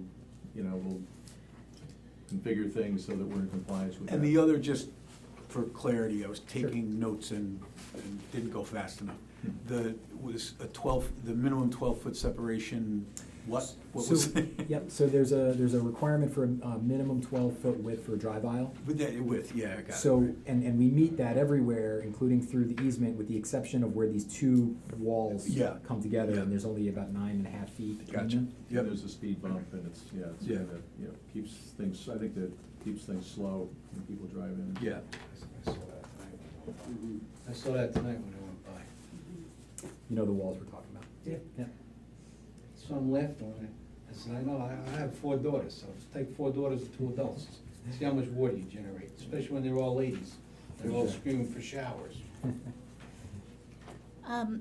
What's the square footage of the third floor, and why are you not pursuing use of it now? And how many suites would it allow for in the future? It is challenging, I mean, it's configured, the ceilings go down, and there are windows that are like a foot above the floor, and there'd be it would be a very extensive project. That's the bottom line, so it's So short knee walls and suicide windows? Yeah, you have very. We're talking about you'd have to raise the roof, because You you're have not. very gonna- limited height. Ceiling height for and, a I not would very officially object to that. wide space, and there's no bathroom up there. Strike that. I think what caught my attention was that you said no plan for the third floor at this time. So is it potentially something you might make into some sort of common space, or like library nook, or? I don't think, I mean, I don't know, I don't have any plans to do that, Okay. no. I mean, No you know, plans. it's, the space is there are, you know, it's potentially usable, but the building codes and sprinkler, you know, I don't, whatever we do, we gotta make sure we're in compliance, so we'll, Yeah. you know, we probably be So back here. you said you or- put a sprinkler system in the building? Right, Yes. so yeah, you have to, you got no Yeah. choice in the matter. Yep. So you also gotta do the third floor too, so. Mhm. Yeah, well, whatever we do with the Whatever. sprinkler will be per code, you Yeah. don't have a choice, yeah. Well, Yeah. attics are tough, but you always make sure they don't freeze up there either, that's a Mhm. problem. When you spoke about minor alterations to the footprint, you were just talking about the interior footprint, Yes, right? we're not Okay, I just, changing the footprint, that, no. that's what I understood, but I just wanted to clarify that. So let's see here. Yeah, cause you said you were gonna close a window or a door someplace, but you weren't moving anything else on the footprint. No, we're taking out partition walls Yeah. and then really redoing the bathroom. And then the rest is paint and, you know, refinishing what's there. Okay. You guys showed lighting, or maybe you mentioned lighting in your response on other Mhm. properties, and we were just kind of curious how that would be maintained and, I guess, permitted by other property owners. Yeah, so we were thinking to put some lighting along this edge here, along this. Oh, so on your property? On the property, Yeah, okay. yeah. And then also, we would do a sign here Mm-hmm. and a sign here, Mhm. similar to the one at Station Inn, where it has the blade sign, and then it has the lamppost on it. Okay. And we would submit, obviously, details for all of that. And then, so you offered the parking demand information you have based on Station Inn, but will you also be providing the parking generation demand in the IT manual? We can provide Okay. that. I'd just like to see what it is. Sure. Where's refuse gonna be kept? It's gonna be we're either gonna share the dumpster behind the Lamort building, which we've already talked about with the owner, or we'll put it in the garage at the Station Inn. So we always keep the refuse closed up and then we bring it, So it'll be kept inside the building? It'll be kept inside the garage, either the garage at the Station Inn, the other property, or Mhm. it'll be put in the dumpster, which is directly, the village parking lot. It's right behind Vinnie's building. And this isn't gonna produce a large amount of refuse. I mean, these are gonna be people that are gonna be there for a night or two. They're gonna be eating out at the restaurants in town, and not bringing a lot in that is then gonna be, made into refuse. Yeah, I think it's just about managing it, I Yeah, mean, because yeah. it was a residential use, so, obviously they make garbage as well, but it's just about managing it and making sure that it doesn't become a nuisance. Right. So So, I mean, we're gonna understand a little bit better about the parking demand based on the information you're gonna provide. But you all had mentioned that you would provide parking in the rear of 15 if you couldn't make the parking work. And maybe that was for 1 and 15, so is that no longer an issue? Okay. Yeah, so there was, again, when the applications were combined, there was discussion of a part of the parking lot on the CVS lot here. It was rented by the applicant. That is now kind of moot because we're really just talking about 15, and again, we think we're adequately parked on site. Okay. Which, you know, it has been rented continuously, it continues to be rented. But as far as dedicated parking for this use, you know, we think we're adequately parked on 15. Right on 15. Yeah. All right, so you have the lease, it's in place. I think the expiration was something It's a like. 2-year lease. A couple it's been- years. It's 2 years, I mean, I've been renewing it. You roll it over. Yeah, this is Okay. I think, yeah, so, yep, But it's for overflow. yep. Because I know because you were combining 1 and 15, you pulled one, so now we're just dealing with 15. Correct. So that solves that problem with the parking. And the cleaning crew comes daily, or? Yeah, yes, they come daily, unless we don't have somebody, which occasionally happens, but so they kind of sandwich in between 11 and 3.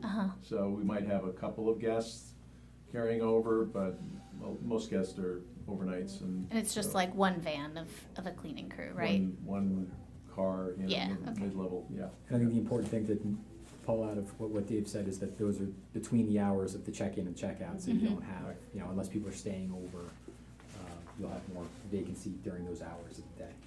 Gotcha. Let me just scroll through Sarah's memo, that's the No engineer. management on site, you're gonna be off-site, the manager will be coming in and checking. It's I was all reading it in the we're- letter, that's what I'm saying, I read all the letters. Yeah, in terms of the management, I mean, somebody's always around. I mean, you know, the current manager of the inn is housed at One Memorial in an office there, and and then my wife does some of that as well, and we've got some of my office staff that kind of swings in, so we keep a close eye on things, and we're down there. No, I was reading that in the letter that you sent. And so you'll make a response to comments for the other comments, right? Yes. Okay. Yeah, we'll put together a formal response. Okay. I think they were, again, generally, you know, coordinate with the sewer commission, some information about parking, and we'll definitely get you that information. Given the, you know, technical aspect of some of the outstanding comments, if the board, we thought we'd ask if the board thought it would be appropriate to schedule a public hearing, start getting public input on this at the next meeting. And we can get you that, you know, the remainder of that more technical, you know, information as we move forward. Yeah, I think the first step would be for the board to classify the seeker action, and I made a recommendation that it be a type 2 action. Right, I showed that, Yeah, that's according to the seeker regulations, reuse of a residential or commercial structure or a structure containing mixed residential and commercial uses where the residential or commercial use is a permitted use under the applicable zoning law or ordinance, including permitted by special use permit. And the action does not meet or exceed any of the thresholds in another part which stipulates those for type 1 actions. So I think you're in good standing with the intensity of this use, it being a type 2 action. Type 2 action. I agree with that, and I also agree you could schedule the public Yeah. hearing and get that Yep. going too. But two different. Yeah, Yeah. right. Okay, so we have to, do I have to make some sort of a motion about Yeah, you it gotta- being the secret type 2 Yes, action? yep. Okay. I make a motion that this particular project, 15 Memorial, is a type 2 secret action. Could I have a second? I'll second it. Second? Aye. I'm in favor. Okay. Good. Okay, Good. and now you can make a And motion also, to schedule a Yeah, public let's hearing. I make a motion that we schedule a public hearing. I'll second the motion. Three, perfect. Aye. Unanimous, so Vivian, we schedule that, correct, the public hearing? Yes. Okay, good. We'll be in touch about noticing requirements and. Do we have to do anything about lead agency at this point, or? No, when it's a type 2 action, You don't you don't worry have to about do that? that. Yeah. Good. Yep. Perfect. Just want to make just one comment on it because I think it Yeah. ties into the parking or the water usage and sort of the intensity. We're not, you know, we're not serving food. I mean, one of our things is people come in, they go to the local restaurants, and we don't wanna be, you know, we wanna promote that. So, that kinda also solves the issue of the water, because, you know, obviously if we had food, it would be a much bigger demand, so. The only thing I can see, Dave, somebody bringing a sandwich in. Oh, yeah, no, they'll bring. Because you that'll took away happen. Yeah. all the cooking. Yeah. You're not gonna have no microwaves or anything. Well, no, we'll have a in the room, microwave. so- Oh, no, we have a microwave now, and just to heat up the cream. Just to heat up a and- cup of yeah, coffee or something, yeah. I mean, that's it, Yep. I mean, you know, Yep. there's no cooking in there. So good, perfect. Yeah, Nothing else? I don't think so. Thank you very much. Thank you very much. Okay, thanks.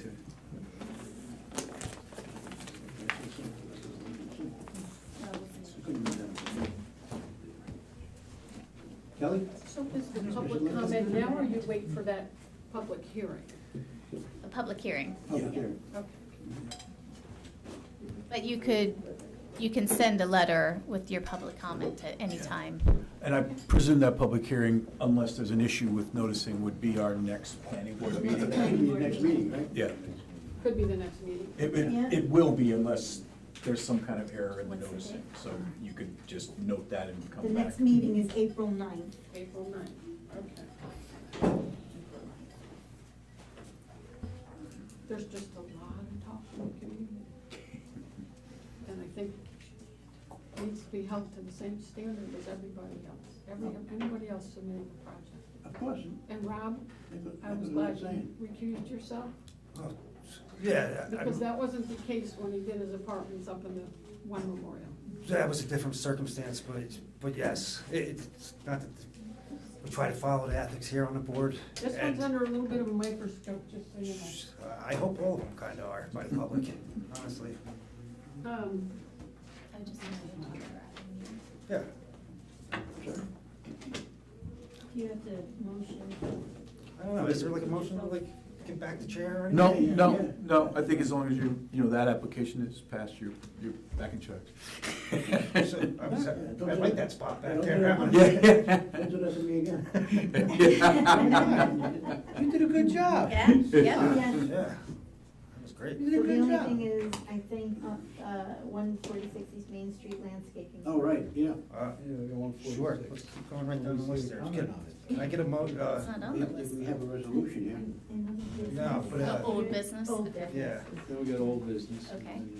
So do you want to do the minutes first then? Did we do Oh, that? Yeah, we can. Can I get them, you guys get a chance to review the Maybe we minutes? don't Yeah, mind make a listed, motion that we accept the minutes listed. from the previous Okay, meeting. because I'll we just second won't- the motion. Yes. All in favor? Aye. Aye. Abstain? Sorry. Aye. Who motioned? Sorry. Blue Blue motion. motion. Pete second. Pete seconded. Pete second. Okay, Got a yes from me. okay. Got it. That's for minutes.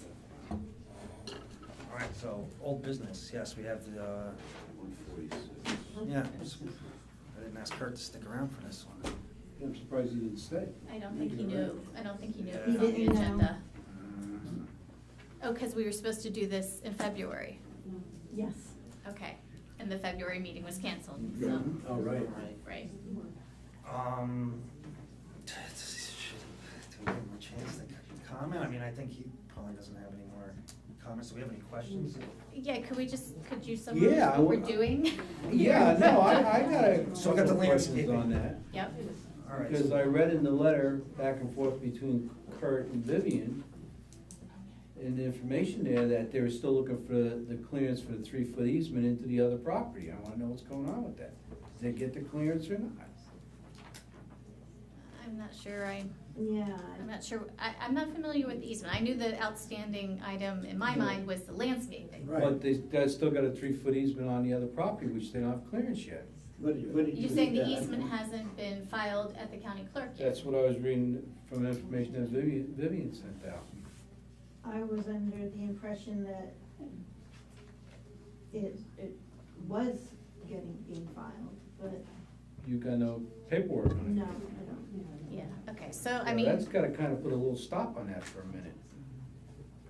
Because they're claiming they got the right to the property, yet we don't have the paperwork saying they got the right to the property. I mean, you could approve it subject to my review of their submission and review of, confirmation of that easement being filed.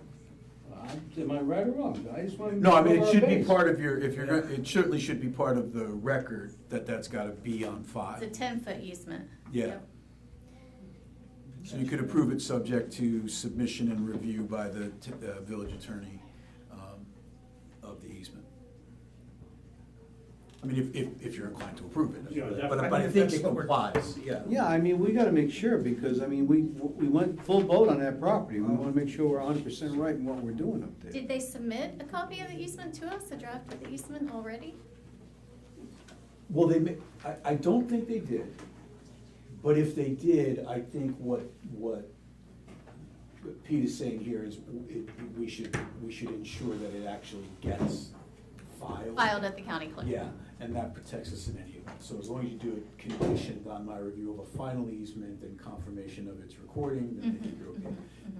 All you're acting on tonight is that the landscape plan they submitted complies with whatever What Lou requested, Yeah, the proposed. 10-foot trees, 50 trees at 3 feet apart, 6 feet high. Right, and if they can't do it, they can't do it, and the easement would keep them from doing it, so, Yep. yeah.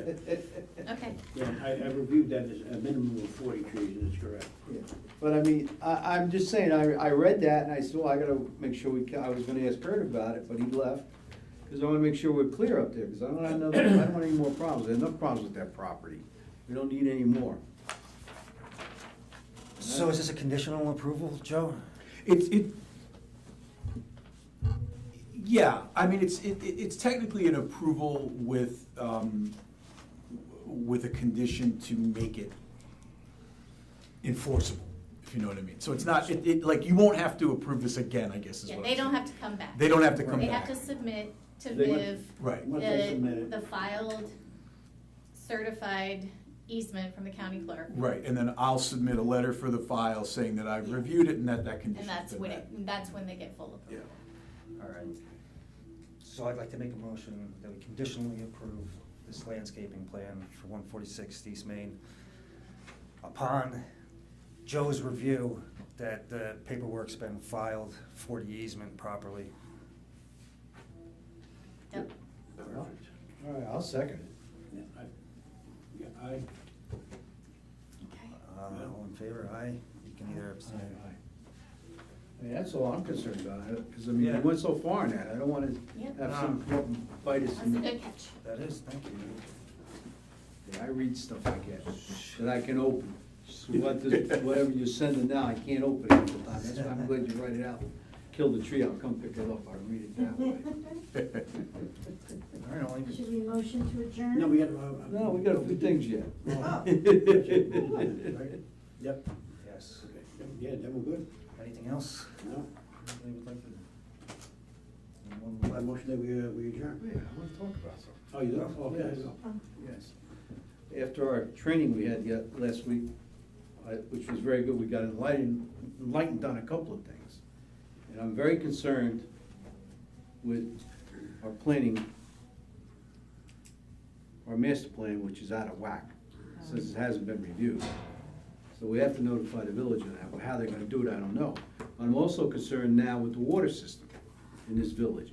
They're just adding a new building, we're reviewing for another sprinkler system to go on a main that had never had that's another intent on water. Do we have enough water to supply all these systems that are coming online? Because with the new fire codes, these buildings are forced to do this stuff. I don't know how the Turk restaurant got in without a fire system in there. Because he might be just under the limit where he's gotta do it.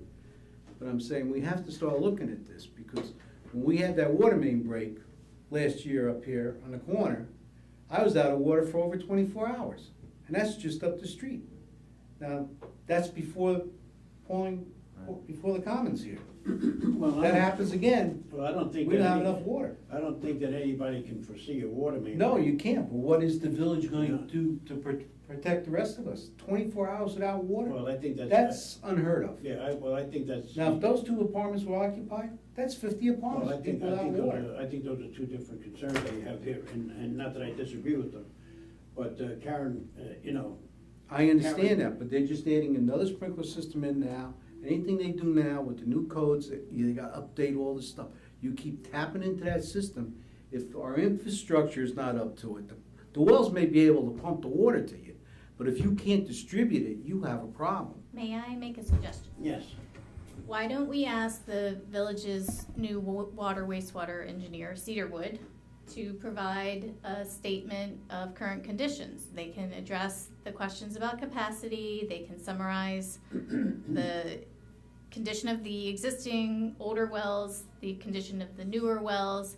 They can talk about any interaction between these new fire code requirements that you're speaking of and how that might implicate water demand issues or not. And I'm very concerned, because let's get a statement from them. Because right? I'm. So you gotta ask for it. All right, because I'm also. I'll put it in writing I'm for also you. looking at Henson's property. They want to put a hotel in there, 2 more apartment houses. Where's this water coming from? You wouldn't even know you had a problem there until the fire inspector didn't go and do a flow test on the street out there, and then he finds out one of the valves is closed. Cuts down the water flow. I mean, not good. Yeah, from any individual applicant's perspective, obviously, on an individual application basis, they always have to prove, capacity, their ability to supply the water. Your issue is different, which is whether or not the infrastructure can actually Supply it. deliver it, right? And so I agree with Karen that that's a good suggestion. The board should ask for that analysis. On the comprehensive plan thing, the comprehensive plan process is a state legislated process. It's got certain procedures. It's typically initiated by the village board. You can certainly ask the board to start that process. I know it's something that is at least on their minds. It tends to be a long process and not an inexpensive process. But it's certainly something that any member of the public, and certainly this board, could suggest to the village board they take a look at. I'm sure that, I know that the village board is aware of the fact that the comprehensive plans have to be updated. Yeah. They know that. But we have recourse. I mean, we can submit amendments to them that if we feel that there's something that should be Yeah. in the comprehensive plan. Yep, what the We law can- actually says is exactly that. The planning board can submit, recommendations for amendments to the comprehensive plan. The plan then is subject to seeker review, Public comment, public comment, county review. county review. It's a fairly broad process, because even though you may be only asking for a few amendments, and I do think the village board of trustees, in a process like this, would want to limit it to a fairly, precise set of amendments. County planning is gonna look at the whole comprehensive plan, holistically. So I'm just saying it can be a long process. Also, if you change the comprehensive plan, which is perfectly appropriate, I mean, municipalities ought to do it on a fairly regular basis, sort of a 10-year basis. But if you do that, the part of the premise for that is that it then becomes your guiding document for any amendments you make to your code, in order to tend the village toward this, new comprehensive plan that you've got. That being the case, the potential impacts of the changes to the code that it might require are part of that seeker review, and that's one of the things that can kind of lengthen that process. It can even sometimes lead to like a GEIS, like a general environmental impact statement. It doesn't have to, but it can. So I just want to let you know, there's certainly nothing wrong with making that suggestion. As you've noted and I've noted, I think it is on the village board's mind. And I do think they've got a little bit of money through a grant where they could, at least start the process of some analysis of the sort of the top 10 things, so to speak, that are of concern. But that's just sort of a background on if you wanted to pursue that aspect of it. As far as the recommendation on looking at your infrastructure, I mean, absolutely, I think you guys should asked for that. from I'm the very engineer. concerned about it. That really concerns me. And I know there's grants out there, both federal and state grants for water. They're out there. You gotta apply for them. I think the State village grants has around here quite a are bit. tough to get, because this governor ain't giving them out. I can tell you that right now. I spent a whole day in Albany arguing with senators for grants. And then when you throw it back in their face that they're not doing their job, that's when they really get upset at you. But you gotta have proof. And I mean, I had the proof when I walked in there to go after them. That's the difference. But I do know with the new codes, they're getting tougher and tougher. And like he's gotta put a sprinkler system in, that's another tap into the water main over here now. How many hits is this main gonna take? You only got one main coming in the village. Yeah, because your risk, like I said, is any applicant's gonna have to prove out their ability to, you know, capacity, et cetera. You're not gonna prove anything where they can't, where any applicant can't do that. It doesn't help you if you can't actually get the water there in a certain. That's like I asked him about the water tank. In other words, you can't deny an applicant, you can't deny an I mean, application. I know the tank No, is you can't legal, deny they can that, do it. but exactly. But It's where still they a gonna problem. put it? Right, exactly. Right. We don't, like Lou says, we talked about, Lou says, well, I don't wanna see it outside, why not? What's wrong with a green tank outside? Or put it on the roof like they used to do in New York City or in other cities where they got them on the fire tanks on the roof. But what's your issue with it in the basement if they have a pump? The pump might fail? As Is long that as your the pump concern? don't fail, it's not required on electric, but electric can short out and don't get the water out, because that's your initial firefighting source until the fire department gets there. Mhm. That's your initial water supply. And if that fails, there ain't no water coming. And with these, all right, they're building good buildings, but the way they go, they will go up fast. Once they break through that sheetrock, that's it. I do just want to distinguish that if you want to make a zoning amendment that is, you know, in line with the existing comprehensive plan. Right. That's, That's not a problem. yeah, Right. yeah, I mean, Right, you can do that. It it's still less goes of for a- county it's less review, of a but it's, problem. you know, it doesn't have the same. Yeah, but if you wanted to get right to the heart of the matter with a certain amendment and then just ask, you know, Karen and I, for instance, on that particular issue, to take a look at the existing comprehensive plan, make sure it's not contrary to that plan, you could do that. That would be a much faster approach to a specific, solution. Yeah.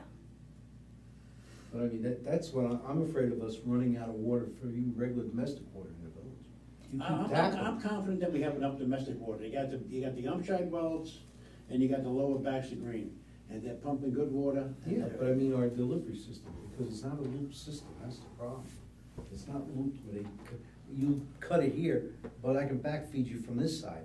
You just come up the road and stop, and that's the problem. Well, let's get a Maybe on statement Charles Coleman Boulevard, current you might be conditions. good. I mean, Karen, if you still have water systems, you study, then you can see that. I mean, if they loop them, you're all right, but when they're not looped, you got problems. I'm sorry, what did you just say? If you loop it, if you can backfeed it, if you know, it's in a circle grid around, you loop it around, you can do it. And then again, how old is the main? When's the last time they cleaned the main? There could be rust in that main. So instead of being 8 inches, it could be down to 6 inches or 7 inches. Well, I know they've been doing water They have line, been- they have been yeah, buying it. improvements. Yeah. And, I mean, they've gone out for every grant they can get over the last several years. I know, And this I mean, process to I've get the seen new them wells on was, you Put know, the mains and go in there and something like an pour 'em out, 8-year-long clean 'em out. process. And there's a company comes out of Jersey that does that. They lay the lines on top of the ground and temporary water lines, so they cut your water main, they go in and drill it all out, pull all the rust and everything out, bring the main back. Yeah.